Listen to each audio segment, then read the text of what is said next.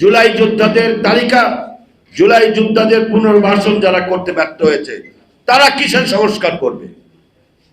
তাদের পরিবারে কেউ কি গুম হয়েছে 17 বছরে? যারা উপদেষ্টা রয়েছেন তাদের পরিবারে কেউ কি শহীদ হয়েছেন? তাদের বিরুদ্ধে কোনো মামলা হয়েছে? তারা কি বুঝবেন জুলাই যোদ্ধাদের আত্মনাদ, জুলাই যোদ্ধাদের ব্যর্থতা? তারা কিভাবে বুঝবেন?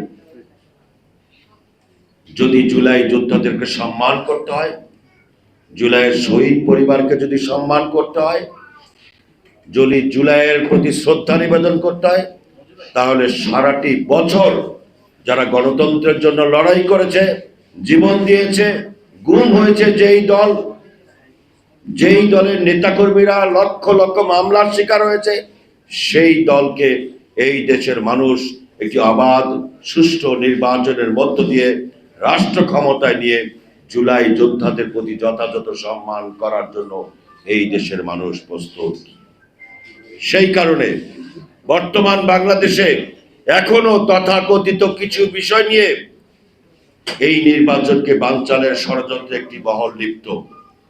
এই ষড়যন্ত্রকারী মহলের বিরুদ্ধে আমরা যদি এক হয়ে তাদের ষড়যন্ত্র রুখে দিতে না পারি, তাহলে জুলাই যোদ্ধায় নিহত জুলাই যোদ্ধাদের প্রতি যে আমরা ভালোবাসা, যে সম্মান দেখাতে চাই, সেটা কিন্তু ব্যর্থ হবে।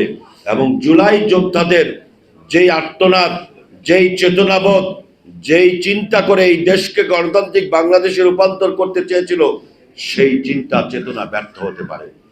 অতএব বর্তমান বাংলাদেশে, বর্তমান প্রেক্ষাপটে আমাদের দাবি হচ্ছে, আপনি ব্যর্থ হয়েছেন, অতএব সুষ্ঠু, গ্রহণযোগ্য, নিরপেক্ষ নির্বাচনের মধ্য দিয়ে আপনি সসম্মানে চলে যান।